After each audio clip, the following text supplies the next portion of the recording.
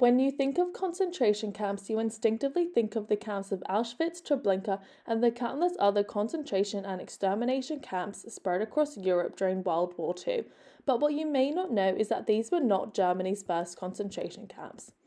This is the story of Germany's concentration camps in German Southwest Africa, what is now known today as Namibia, and the systematic oppression of the Herero and Nama ethnic groups.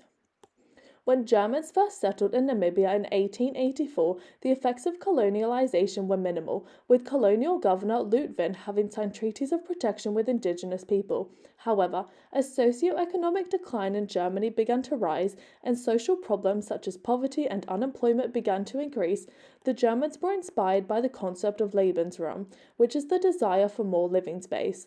A concept theorized by German geographer Friedrich Ratzel, Germans were encouraged to go to Namibia under the assumption that superior cultures would destroy inferior cultures in the battle for living space.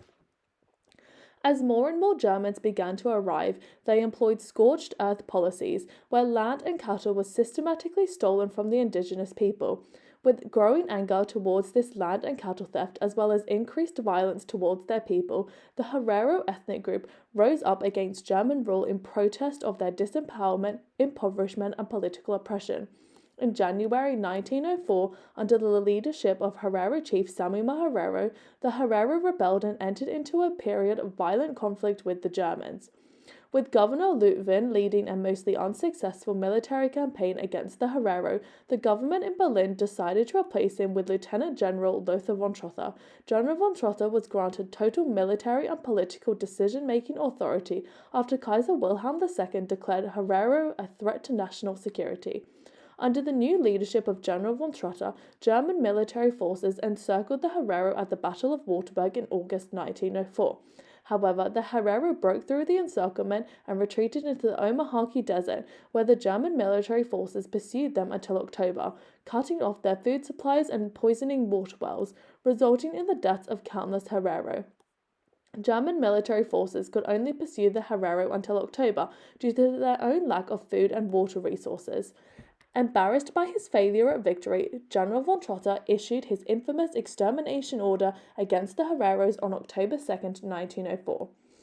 I, the general of the German troops, sent this letter to the Herero people. The Herero are no longer German subjects. They have murdered and stolen. They have cut off the ears, nose, and other body parts of wounded soldiers. Now, out of cowardice, they are no longer willing to fight. I say to the people, anyone who delivers a captain will receive 1,000 mark.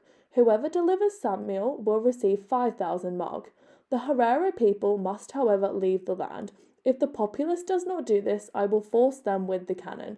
Within the German borders, every Herero, with or without a gun, with or without cattle, will be shot. I will no longer accept women and children. I will drive them back to their people, or I will let them be shot at. These are my words to the Herero people, the great general of the mighty German Kaiser.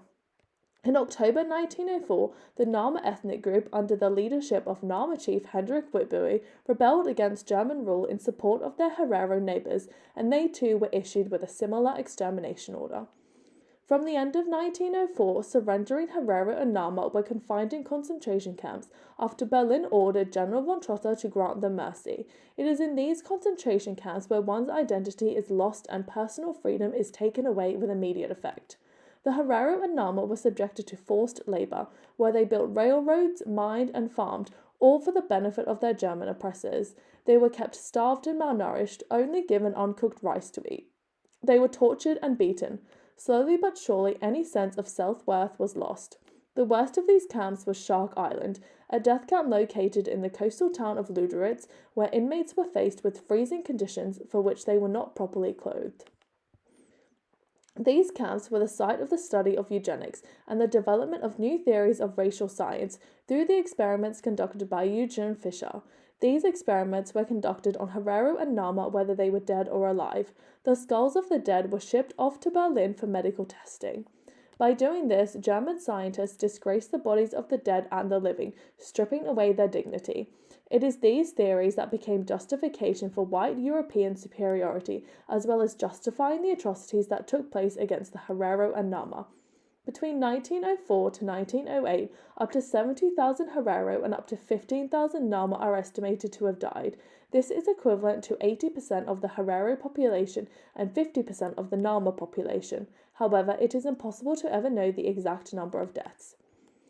The Herero and Nama descendants of the victims of these atrocities continue to fight for their rightful recognition and reparation.